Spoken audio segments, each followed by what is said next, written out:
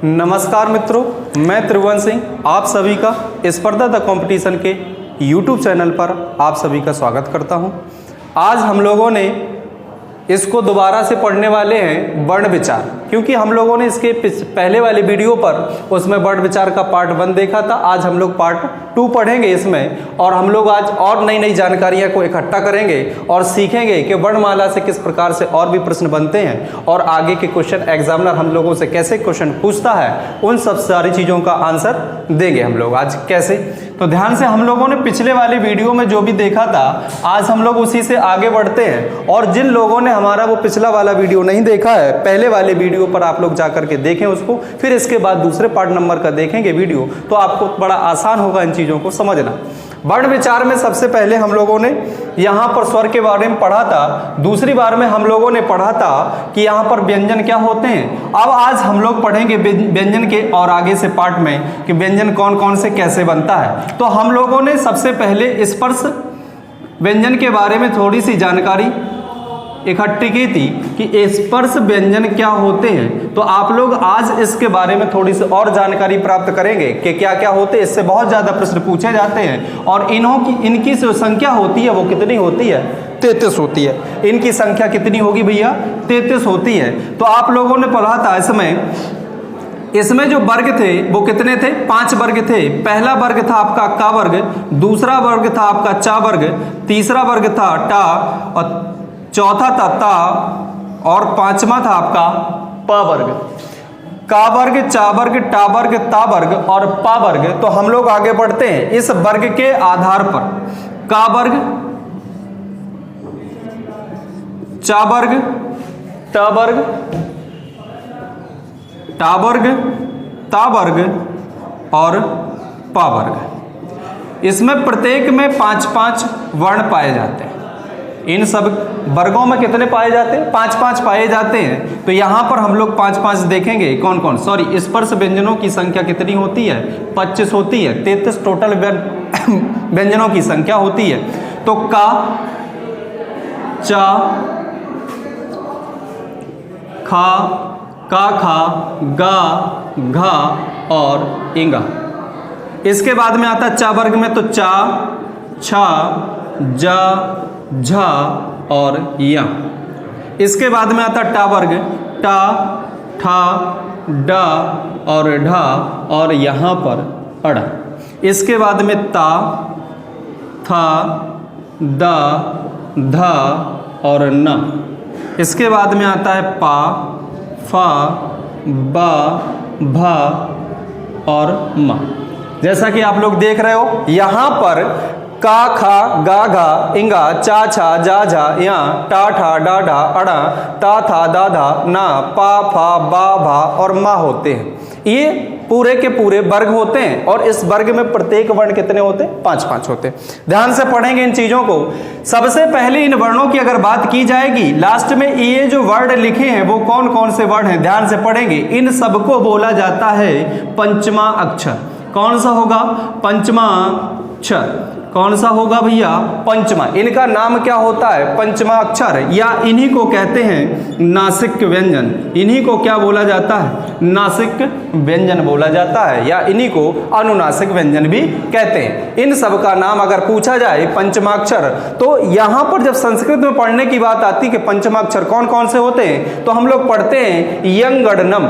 पढ़ने का तरीका उसमें क्या होता है, उसमें पहले यहाँ को लिखा जाता है, तो यंगड़नम। यहाँ पहले इसको लिखा जाता है, फिर इसको, फिर इसको, फिर इसको, फिर इसको, ऐसे लिखने के आधार पर उसको यंगड़नम पढ़ते हैं। लेकिन इसमें पढ़ने का अगर देखा जाएगा, थोड़ा याद करने का, संस्कृत के तरीके से उसको याद अच्छा तरीके से बना रहेगा, तो यंगड़नम आप तैयार कर सकते हैं, लेकिन पहले उसमें ये बना होगा।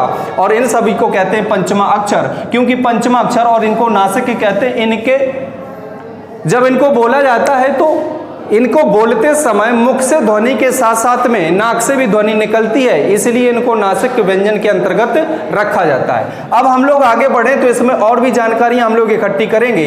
यदि आपसे कभी ये बोला जाए कि का वर्ग का उच्चारण स्थान क्या होगा, तो का वर्ग का उच्चारण स्थान आपका रहता है कंठ। क्या रहेगा, कंठ। और इसके बाद में क्या रहेगा भैया, तालु रहेगा। और इसके बाद में रहता है आपका उच्चारण स्थान मूर्धा। और इसके बाद में आपका रहेगा दंत। और इसके बाद में रहता है आपका ओष्ठ। क्या रहेगा, ओष्ठ रहेगा। आप लोग इस क्रम को याद रखेंगे, कंठ, तालु, मूर्धा, दंत और ओष्ठ। यदि कभी आपसे यह पूछा जाए कि टा वर्ग में टाठा डाढ़ा अड़ा इनका उच्चारण स्थान क्या होगा, तो आपका आंसर होगा मूर्धा। और यदि आपसे कभी पूछा जाए ता था दा धा ना और ये ता वर्ग का उच्चारण स्थान क्या रहता है, दा। अब इनका नाम ही होता है स्पर्श व्यंजन। जिन वर्णों को बोलते समय हमारी जो जिह्वा होती है जिस जगह स्पर्श करती है उसीलिए स्पर्श के आधार पर स्पर्श व्यंजन बोला जाता है और उन्हीं का नाम रखा जाता है। इन वर्गों का, का वर्ग का आप अगर उच्चारण करते हो तो का, खा, गा, घा, इंगा, तो यहां से जब भी बोला जाता है तो कौन से स्थान से आपकी आवाज निकलती है, वो होता है कंठ।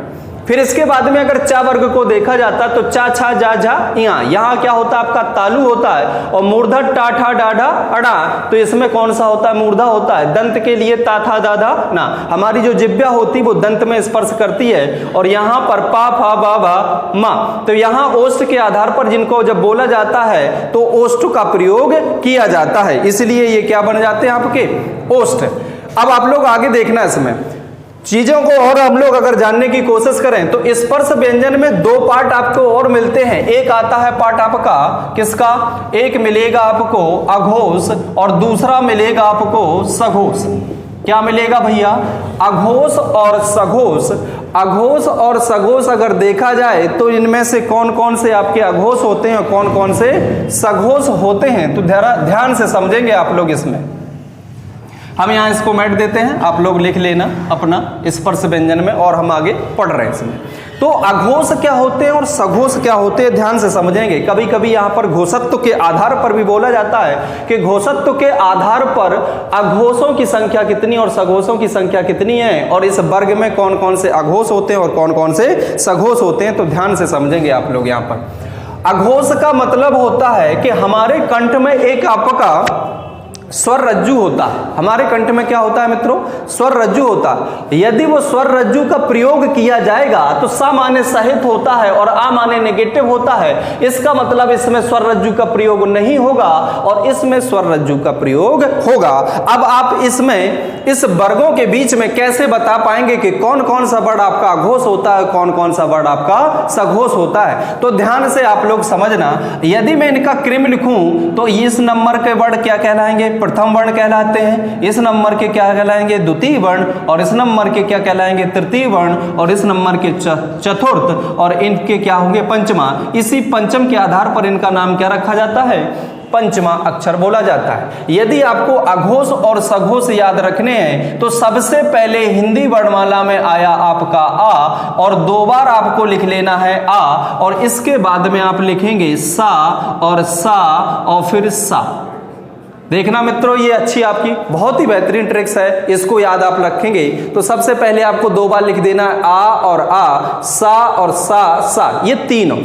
तीसरे नंबर, चौथे नंबर और पांचवें नंबर में आपने लिखा सा और यहां पर लिखा आ। इस आ का मतलब होता है अघोष और सा का मतलब होता है सघोष। इस आ का मतलब क्या होगा, अघोष होगा, और इस सा का मतलब क्या होगा मित्रों, सघोष होगा। इन तीनों का मतलब क्या होता है, सघोष से होता है। इन दोनों का मतलब अघोष होता है। तो अगर आपसे कभी ये पूछा जाए अघोष क्या होते हैं तो आप बताएंगे किसी भी वर्ग का प्रथम वर्ण और द्वितीय वर्ण आपका क्या कहलाएगा, अघोष कहलाता है। प्रथम वर्ण और द्वितीय वर्ण आपका क्या कहलाएगा, अघोष कहलाएगा। और यदि आपसे पूछा जाए सघोष कौन से वर्ण होंगे तो आप बताएंगे कि तीसरे नंबर का, चौथे नंबर का और पांचवें नंबर के जो वर्ण होते हैं वो सारे के सारे क्या कहलाते हैं, आपके सघोष कहलाते हैं। तो तीसरे नंबर का ये गा, जा, ड़ा, दा और बा, ये क्या होंगे, गजड़ दब आपके क्या होंगे, सघोष होंगे। गा, झाड़ा, धा, भा, ये क्या होंगे, आपके सघोष होंगे। और ये इंगा, ड़ाना, मा, ये क्या होंगे, आपके सघोष होंगे। तो आपके जो का चाटा था, खा, छा, ठा, था, पा क्या होंगे आपके अघोष होते हैं। तो ये बात आपको लोगों को समझ में आ गई होगी। दूसरी इस चार्ट में एक और बात समझानी थी। एक और बात इसमें आती है आपकी पहचानने वाली, वो होती है कि यदि आपसे कभी ये पूछा जाए कि अल्प प्राण, क्या पूछा जाए भैया, आपसे पूछा जाए कि अल्प प्राण क्या होते हैं और महाप्राण क्या होते हैं। क्या पूछ लिया जाए आपसे, अल्प प्राण और महाप्राण। तो ध्यान से समझेंगे, अल्प प्राण क्या होता है। प्राण का मतलब होता है वायु से, अल्प का मतलब होता है थोड़े मात्रा में। तो जिन शब्दों को जिन वर्णों को बोलते समय कम वायु का प्रयोग हो, कम प्राण का प्रयोग हो, उनको बोला जाता है अल्प प्राण। और जिनमें यहां प्राण, जिनमें वायु का अधिक प्रयोग होगा, उनको क्या बोला जाएगा, महाप्राण बोला जाता है। तो अगर आपसे कभी पूछा जाए तो घोषत्व के आधार पर अघोष सघोष होते हैं और प्राणों के आधार पर अल्प प्राण और महाप्राण दो प्रकार की बलाएं होती हैं। ध्यान से समझेंगे, यहां पर आपको जब भी याद करने की तरीका बताया जाए तो ट्रिक्स क्या होगी आप लोगों की, ये ट्रिक आप लोग समझेंगे कि ट्रिक क्या होती है। आप लोगों ने एक भजन सुना होगा, आ मा आ मा आ, तुझे तेरे स्टूडेंटों ने बुलाया है और आपको ये पढ़ना भी है। ध्यान से पढ़ना है, थोड़े मजे के साथ आप लोग पढ़ेंगे। आ का मतलब यहां किससे होगा, अल्प प्राण से। किससे होगा, अल्प प्राण से। और मां का मतलब क्या होगा, महाप्राण से। किससे होगा भैया, महाप्राण से। आ का मतलब अल्प प्राण, मां का मतलब महाप्राण होता है। आप लोग समझ गए होंगे, यहां पर ध्यान से समझना। अब अगर आपसे पूछा जाए कि सर कौन कौन से नंबर के अल्प प्राण होते हैं और कौन कौन से नंबर के आपके महाप्राण होते हैं, तो देखना आप लोग ध्यान से समझना। यदि मैं इसमें लिखने की कोशिश करूं तो आप इस ट्रिक के माध्यम से भी लिख सकते हो। पहले आपको लिखना है 1, फिर यहां लिखेंगे 2, फिर यहां लिखेंगे 3, यहां लिखेंगे 4 और यहां लिख जाएगा 5। तो आप लोग समझ पा रहे होंगे 1 नंबर और 3 नंबर और 5 नंबर के जो वर्ण होते हैं वो क्या कहलाते हैं, आपके अल्प प्राण। 1 नंबर, 3 नंबर, 5 नंबर विषम स्थान वाले जो भी वर्ण हैं वो क्या कहलाते हैं, अल्प प्राण। और आप लोग देख रहे हो ये 2 नंबर और ये 4 नंबर सम स्थान वाले जो भी वर्ण हैं वो सब क्या कहलाते हैं, आपके महाप्राण कहलाते हैं। आप लोग इस बात को समझ ही चुके होंगे कि महाप्राण क्या होते हैं, अल्प प्राण क्या होते हैं। आप लोग इसमें समझ लेना, इन चीजों को आप लोग समझ के रखिए। बाकी का आप लोग यहां पर स्क्रीनशॉट ले सकते हो और स्क्रीनशॉट लेने के आधार पर हम लोग आगे इसमें पढ़ेंगे। स्क्रीनशॉट आप लोगों ने इसका स्क्रीनशॉट ले लिया होगा तो हम लोग इसमें आगे बढ़ते हैं। आप लोग ऐसे फ्री में मत देखा करो वीडियो, मैं आप लोगों से कुछ नहीं मांग रहा हूं इस समय, बस खाली आपको इसमें लाइक और सब्सक्राइब करने हैं। लाइक कर लीजिए, इसको शेयर भी कर दीजिए, सब्सक्राइब कर लीजिए, ठीक है। आप लोग इतना तो कर ही सकते हो घर पर बैठ के, और कुछ तो करवाना नहीं है मुझे। अब आप लोग आगे बढ़ेंगे इसमें कि और भी चीजें हैं इसमें ध्यान रखने योग्य कि ये जो चार्ट होता है ये चार्ट कैसे कैसे और काम करता है, आप लोग इसमें काम करेंगे। ध्यान से पढ़ना है इस बात को। हम लोगों ने इन चीजों को पढ़ लिया, अघोष सघोष क्या होते हैं। अब आप लोग आगे और भी बढ़ सकते हैं कि सर इसमें और भी जो वर्ड होते हैं वो कहां कहां रखे जा सकते हैं या इनका उच्चारण स्थान क्या क्या रह सकता है। तो यहां पर कचट तप होता है, यहां पर कंठ तालु मूर्धा दंत ओष्ठ होता है। यदि बात की जाएगी कि आपके जो अंतस्थ व्यंजन होते हैं, कौन से व्यंजन भैया, अंतस्थ व्यंजन जो होते हैं, अंतस्थ व्यंजन का उच्चारण के आधार पर कहां कहां रखा जाएगा। तो अंतस्थ व्यंजनों को लिखने का तरीका आप लोग जानते हैं कौन कौन से होते हैं, या, रा, ला और वा होते हैं। ध्यान से पढ़ेंगे। यहां पर एक प्रश्न को रखने का तरीका क्या होगा, पहले वाले स्थान को आप छोड़ करके रखना स्टार्ट करेंगे। यहां रखेंगे या को, या का उच्चारण स्थान क्या हो जाएगा, अब तालु हो जाएगा। यहां पर आप रखेंगे रा को और यहां रखना होगा ला का, तो रा का उच्चारण स्थान आपका मूर्धा होगा और ला का उच्चारण स्थान क्या रहेगा, आपका दंत रहता है। क्या रहेगा भैया, दंत रहेगा। लास्ट में बात आती है वा की। अभी जो एक एग्जाम हुआ था यूपी टेट का वो कैंसिल हो गया, उसमें पूछा गया था कि वा का उच्चारण स्थान क्या है। तो आप लोग ध्यान से समझना, क्रम वही रहता है, कंठ तालु मूर्धा दंत और ओष्ठ। यहां ला का उच्चारण दंत और आ का उच्चारण यहां पर क्या होगा, ध्यान से समझें। तो इसके लिए दोनों का प्रयोग करना है आपको, दंत प्लस ओष्ठ का। किसका प्रयोग करेंगे आप, तो दोनों से मिलकर क्या बन जाएगा आपका, दंतोष्ठ बनता है। क्या बनेगा भैया, दंतोष्ठ आपका बनेगा। अभी पूछा गया था, इसको आप लोग जरा और अच्छी तरह से पढ़ लेंगे कि इसका उच्चारण स्थान क्या रहता है, दंत और ओष्ठ दोनों से मिलकर बनता है, इसलिए उसका उच्चारण क्या रहता है, वाह। और या और वा को अर्धस्वर भी कहते हैं, रा को हम लोग लुंठित कहते हैं और ला को पार्श्व कहते हैं। आगे अगर बढ़ा जाए इसमें तो एक चीज और आती है कि सर हमारे जो ऊष्म व्यंजन होते हैं, कौन कौन से होते हैं, ऊष्म व्यंजन होते हैं, उनको भी रखना है हमें, तो उनको भी रखने का क्रम क्या होगा वो भी हम लोग यहाँ देखेंगे, ध्यान से पढ़ेंगे हम लोग कैसे। देखो भैया, इसमें सबसे पहले सा सा हा, तो आपको पहली वाली लाइन छोड़ के चलनी है। पहली वाली लाइन क्या है, छोड़ के चलनी है। तो यहां पर आप लोग रखेंगे इस वाले सा को, बाद में रखेंगे इस वाले सा को, और फिर रखेंगे यहां पर इस वाले सा को। अब ये बचा आपका हा, इस हा को उठाकर ले जाएंगे हम लोग ऊपर, ये बन गया आपका रखने का तरीका, सा सा सा, और ऊपर रहेगा हा, जिसका उच्चारण स्थान रहेगा कंठ, और इस वाले सा को कहते हैं तालब्य सा, इस पा वाले सा को कहते हैं मूर्धन्य सा, और ये रा वाले सा को क्या बोला जाता है, दंत सा बोला जाता है। आप लोगों ने इसको समझ लिया होगा, यारा ला वा का उच्चारण दंतोष्ठ रहता है, सा सा सा, इसमें तीनों क्रम को एक साथ रख देंगे, ऊपर वाले को छोड़कर नीचे जो हा था, आपको हा को उठाकर ऊपर ले गए तो किस पर रख किया, वो कंठ में रख गया। आप लोग समझ पा रहे हैं इस बात को, इतना समझ लिया अगर आप लोगों ने तो आपका काम हो जाएगा। आप किसी भी प्रकार से इसमें से पूछने का कोई काम नहीं बचता। अब आप लोगों से कभी ये पूछ दिया जाए, कभी यह पूछा जाए कि ऐसा कौन सा वर्ग है, ऐसा कौन सा वर्ग है जो स्पर्श संघर्षी वर्ग के नाम से जाना जाता है, किसके नाम से जाना जाएगा, स्पर्श संघर्षी वर्ग। तो स्पर्श संघर्षी वर्ग जो होता है वो आपका चा वर्ग होता है। कौन सा होगा, स्पर्श संघर्षी वर्ग कौन सा होगा आपका, ये होगा आपका चा वर्ग, जिसका उच्चारण स्थान क्या रहता है, तालु रहता है। तो स्पर्श संघर्षी वर्ग के नाम से कौन सा जाना जाता है, चा वर्ग।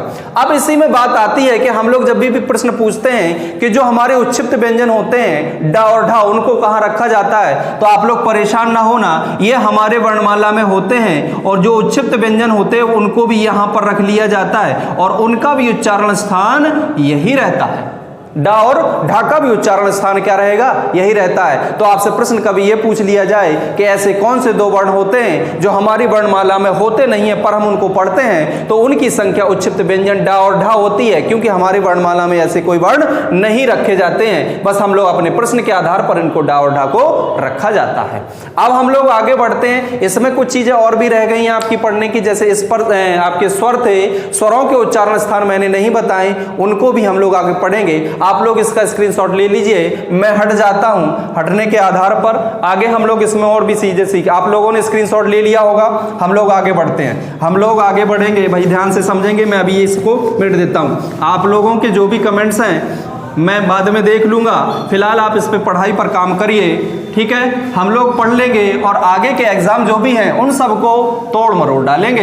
यहाँ हम लोग किस लिए आए हैं, पढ़ने के लिए आए हैं, और एक बार हम लोग बहुत ही अच्छी तरह से पढ़ लेते हैं वर्णमाला को। ध्यान से समझेंगे, स्वर जो आपके थे वो कौन कौन से थे, छोटा बड़ा, छोटी और बड़ी, छोटा और बड़ा होता है। यहाँ पर री को रखा जाता है, सॉरी किसको रखा जाता है, री को रखा जाता है, ए आए ओ और औ होता है, ए आए और ओ, बस कुछ नहीं, इसमें थोड़ा सा रह गया है, इसमें भी बताना था। दोनों का उच्चारण स्थान क्या रहता है आपका कंठ, और इन दोनों का क्या रहेगा आप लोगों का, तो इन दोनों का रहता है तालु, और इन दोनों का रहता है ओष्ठ, इन दोनों का क्या रहेगा, ओष्ठ।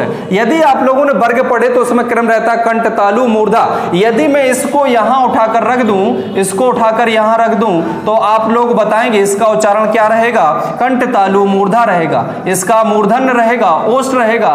और ए और आई इन दोनों को समझिए, जब भी छोटा आ का मेल छोटे ई के साथ में किया जाता तो क्या बनता भैया, ए बनता है। यदि छोटा आ का मेल ए के साथ किया जाता है तो आय बनता है। इसलिए आप इन चीजों को समझ पा रहे हैं। आ का उच्चारण स्थान रहता है कंठ और ई का उच्चारण स्थान तालु रहता है, तो इन दोनों का जो उच्चारण स्थान रहेगा वो क्या रहेगा आपका, क्या रहेगा, कंठ तालु। कंठ तालु। इसी प्रकार छोटा आ का मेल जब छोटा ऊ के साथ में किया जाता है तो क्या बनता है ओ, और छोटा आ का मेल ओ के साथ किया जाता है तो बनता है औ। इसलिए यहां पर ये देखो कंठ और ऊ किससे मिलकर बनता ओष्ठ थे, दोनों को मिलाकर के क्या बना दिया जाएगा कंठोष्ठ। क्या बनाया जाएगा कंठोष्ठ बन जाएगा। आप लोग इस बात को समझ पा रहे होंगे। यहां अंग और आहा आप लोग समझ ही जाते हो कि अंग और आहा की मैंने बात की थी, इन दोनों का नाम बताया था अयोग बाय। इसको कहते हैं, इसको बोला जाता है अनुस्वार और इसको बोला जाता है विसर्ग। इसको क्या बोला जाता है विसर्ग। इन दोनों को बताया था, क्या नाम बताया था, इन दोनों का नाम बताया था अयोग बाय। क्या बताया था भैया अयोग बाय। इन दोनों का नाम मैंने बता। अगर कभी भी आपसे पूछ लिया जाए कि हिंदी वर्णमाला का प्रथम वर्ण कौन सा होता है तो कौन सा बताएंगे आप, अंग होता है। और अंतिम वर्ण अगर आपसे पूछा जाए, कभी पूछ ले, पूछे नहीं जाते इन चीजों को, अंतिम वर्ण कभी अगर पूछ लिया जाए तो उसका आंसर होता है हा। यदि आपसे कभी यह पूछा जाए कि यदि आप बताएं कि हिंदी वर्णमाला में आपका शहीद वर्ण कौन सा होता है तो शहीद वर्ण जो है वो आपका आ होता है। छोटा आ आपका क्या होता है शहीद वर्ण होता है। आज हम लोगों ने वर्ण विचार का दूसरा पार्ट पढ़ा और इसमें हम लोगों ने सीखी कई प्रकार की चीजें सीखी हैं। आप लोग अगर आप लोगों ने हमारा पहला वीडियो नहीं देखा तो पहले उस पर जाएं, इसके बाद में इस पर इसको देखें ताकि आपको चीजें बहुत अच्छी तरह से समझ में आ जाएंगी। हम आज आप सभी के कमेंट्स देखेंगे और आप लोगों को अगर वीडियो अच्छा लगता है तो इसमें आप लोग अपना फीडबैक अवश्य भेजें और कमेंट्स भी करें, लाइक शेयर अवश्य करें। जय हिंद, जय भारत।